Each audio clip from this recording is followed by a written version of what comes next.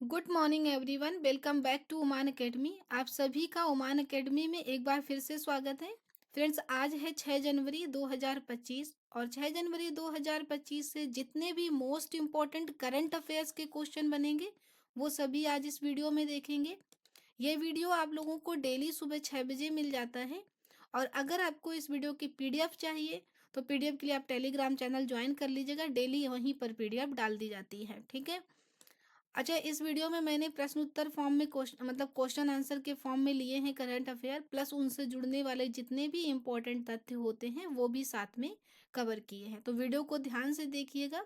अगर वीडियो अच्छा लगे तो वीडियो को लाइक कर देना, फ्रेंड्स में शेयर कर देना, और अगर न्यू है तो वीडियो को सब्सक्राइब कर देना। पहला क्वेश्चन लिया है भारतीय रेलवे द्वारा प्रस्तावित, ठीक है, भारतीय रेलवे द्वारा प्रस्तावित है, ये बात ध्यान से देखिए।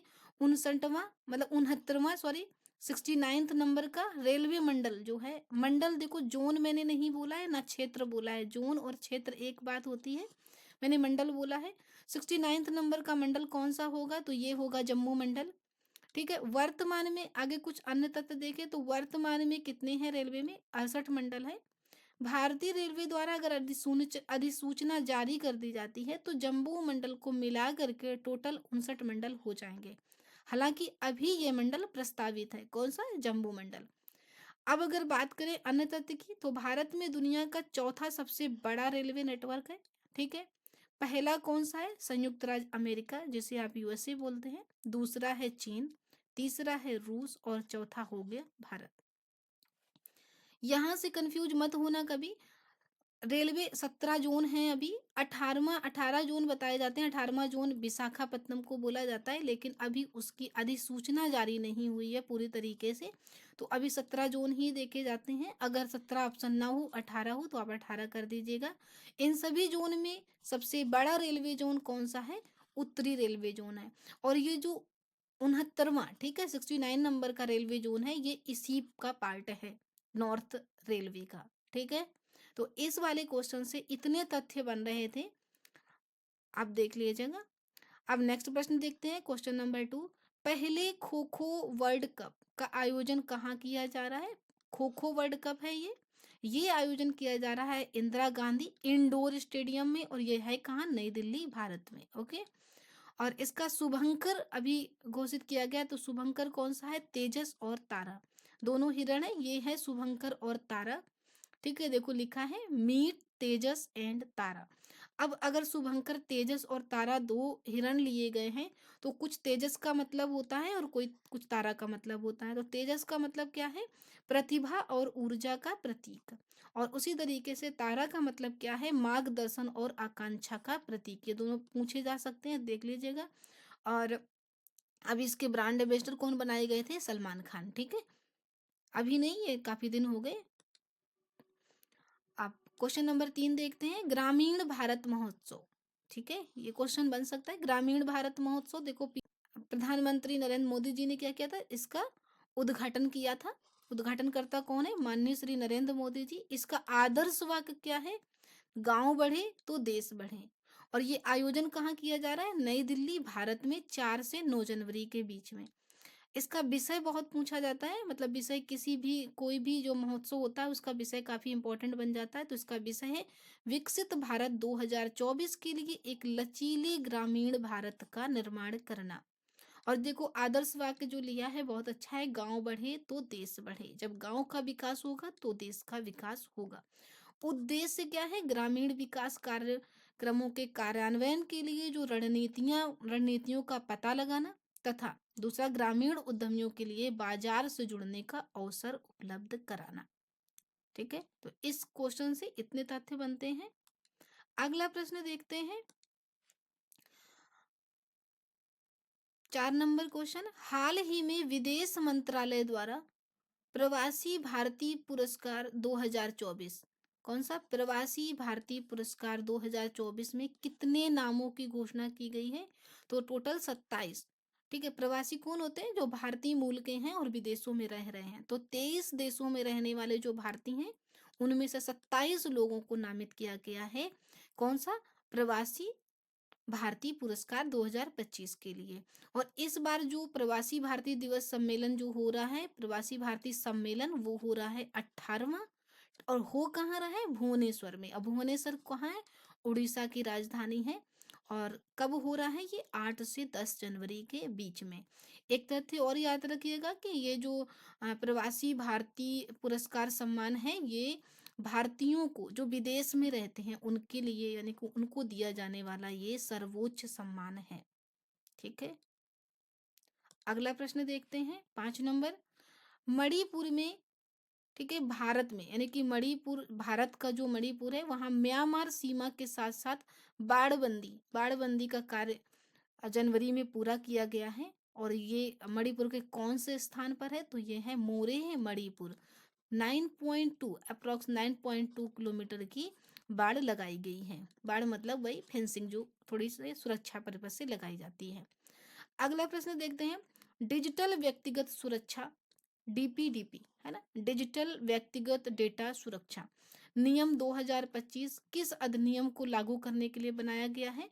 तो ये बनाया गया डिजिटल व्यक्तिगत डेटा सुरक्षा अधिनियम 2023 के लिए। ठीक है, और इससे संबंधित मंत्रालय कौन सा है? तो इलेक्ट्रॉनिक और सूचना प्रौद्योगिक मंत्रालय, जिसे माइटी बोलते हैं। अगला प्रश्न देख लेते हैं। अगला प्रश्न लिया है इंटरनेशनल चैंपियनशिप ऑफ हैंडबॉल, जिसको IHF बोलते हैं, ट्रॉफी पुरुष, युवा और जूनियर महाद्वीपीय चरण कहाँ शुरू किया गया है? तो ये किया गया लखनऊ में। और लखनऊ में किस स्टेडियम में? तो KD सिंह बाबू स्टेडियम में। कभी कभी स्टेडियम का भी क्वेश्चन पूछ लिया जाता है। इसका अन्य तथ्य देख लेते हैं। टूर्नामेंट में 4 देश भाग ले रहे हैं। कौन कौन से? Bangladesh, Kazakhstan, Uzbekistan, Bharat. ये आप चारों नाम बहुत ध्यान से देखिएगा। कभी कभी यहाँ से 3, क्योंकि एक तो भारत है, तो भारत को छोड़ करके 3 नाम रख देंगे, एक कोई अन्य नाम रख देंगे और पूछ लेंगे कि निम्न में से कौन नहीं है जिसने इंटरनेशनल चैंपियन ऑफ हैंडबॉल जो ट्रॉफी है उसमें पार्टिसिपेट नहीं किया है जिस देश ने, तो फिर दिक्कत हो जाएगी। हाल ही में, अगला प्रश्न देखते हैं 8 नंबर। हाल ही में किस, यानी कि किसने, यहाँ किसने होना चाहिए, किसने सुप्रीम कोर्ट कानूनी सेवा समिति का अध्यक्ष नियुक्त किया गया है? यानी कि किसे सुप्रीम कोर्ट कानूनी सेवा समिति का अध्यक्ष नियुक्त किया गया है? तो ये हैं जस्टिस BR गवई।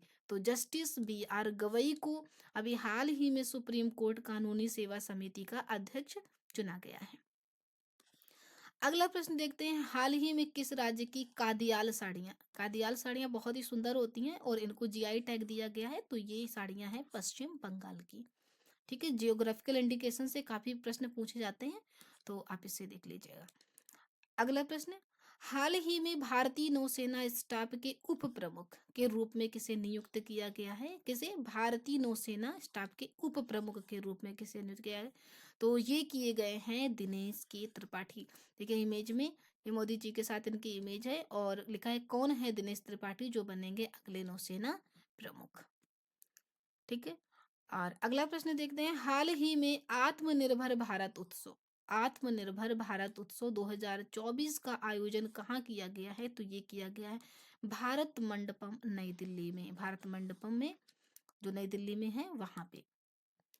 अगला प्रश्न देखते हैं, हाल ही में किस राज्य के राज्यपाल ने, है ना, राम मंदिर राष्ट्र राष्ट्र मंदिर साझी विरासत, पूरा नाम है राम मंदिर राष्ट्र मंदिर साझी विरासत, ये पुस्तक का विमोचन किया है? तो ये किया है केरल के राज्यपाल ने। अगला प्रश्न देखते हैं, केरल के राज्यपाल कौन है? आरिफ मोहम्मद खान ने किसे विदेश मंत्रालय का नया प्रवक्ता नियुक्त किया गया है? यहाँ कुछ गड़बड़ है। देखिए ये क्वेश्चन नंबर नहीं है, ये केरल के राज्यपाल हैं आरिफ मोहम्मद खान। और प्रश्न यहाँ ये है, यहाँ पर नेक्स्ट प्रश्न ये है, इसको मैं करेक्ट कर देती हूँ। तो ये केरल के राज्यपाल हैं आरिफ मोहम्मद खान, जिन्हें हाल ही में भी बनाया गया है। और क्वेश्चन पूछा गया है किसे विदेश मंत्रालय का नया प्रवक्ता बनाया गया है? किसे विदेश मंत्रालय का, ये क्वेश्चन आप यहाँ कर दीजिए, किसे विदेश मंत्रालय का प्रवक्ता बनाया गया है? तो ये बनाया गया है रणधीर जायसवाल को। और ये है रणधीर जायसवाल।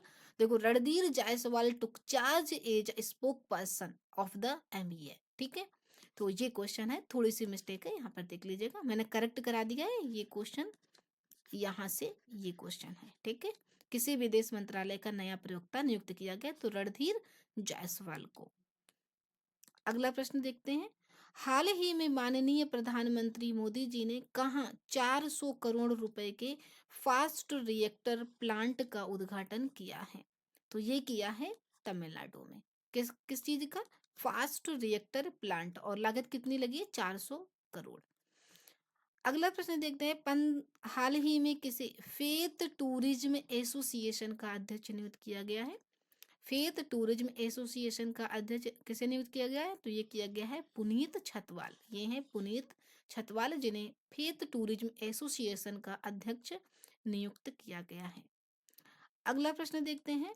हाल ही में केंद्रीय मंत्री पीयूष गोयल, अभी केंद्रीय मंत्री कौन है? पीयूष गोयल जी हैं केंद्रीय मंत्री।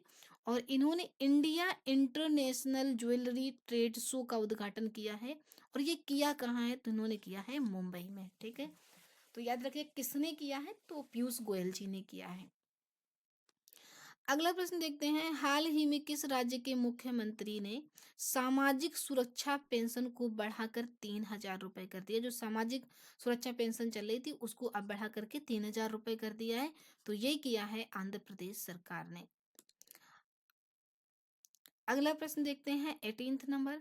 हाल ही में किस राज्य ने 22 जनवरी को शुष्क दिवस के रूप में घोषित किया है? तो 22 जनवरी को शुष्क दिवस के रूप में घोषित किया है छत्तीसगढ़ ने।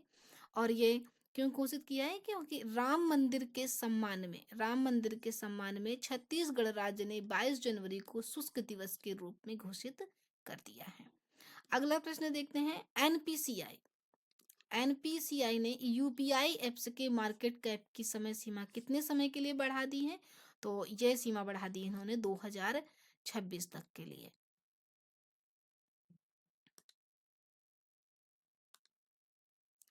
अब देखते हैं अगला प्रश्न 20 नंबर।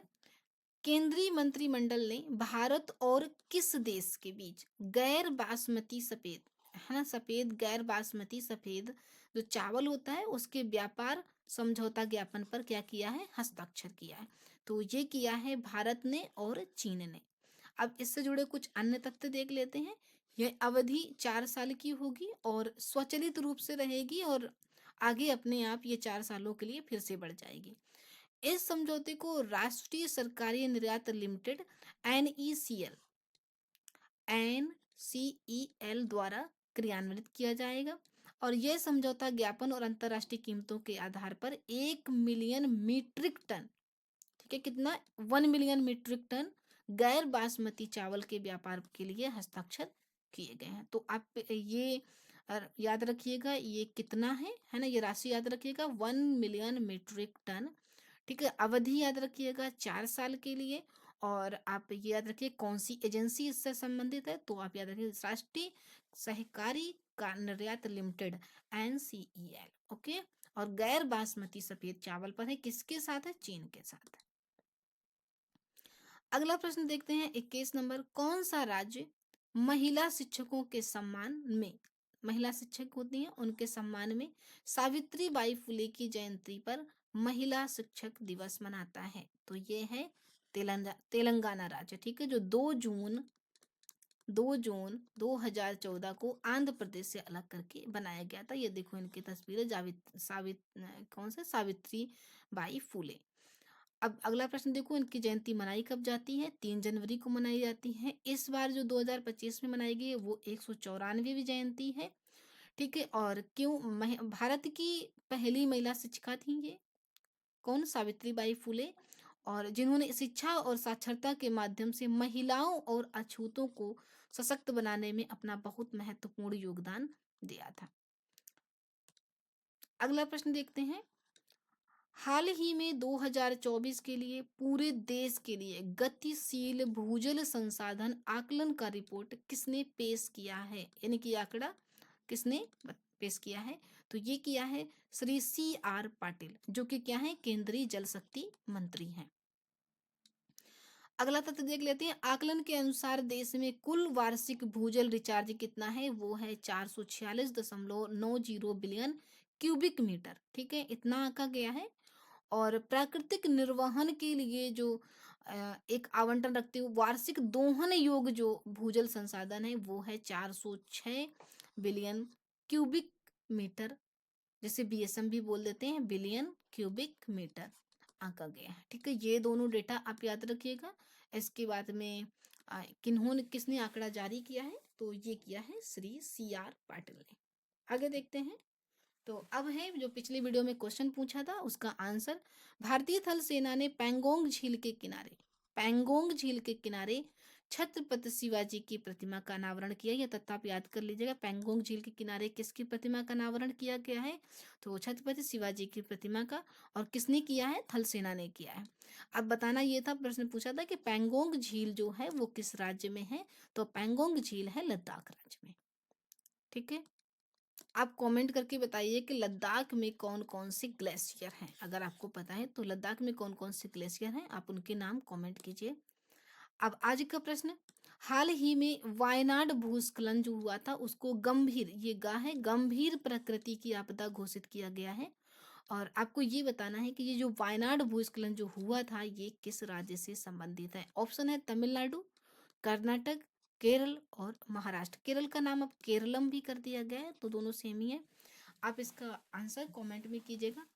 अगर आपको हमारा वीडियो सच में अच्छा लग रहा है, मेहनत पसंद आ रही है, तो वीडियो को लाइक कीजिए, शेयर कर दीजिएगा। और अगर न्यू है तो वीडियो को सब्सक्राइब करके बेल आइकन हिट कर लेना, जिससे आपको सभी वीडियो समय पर मिलते रहे। मिलते हैं नेक्स्ट वीडियो में।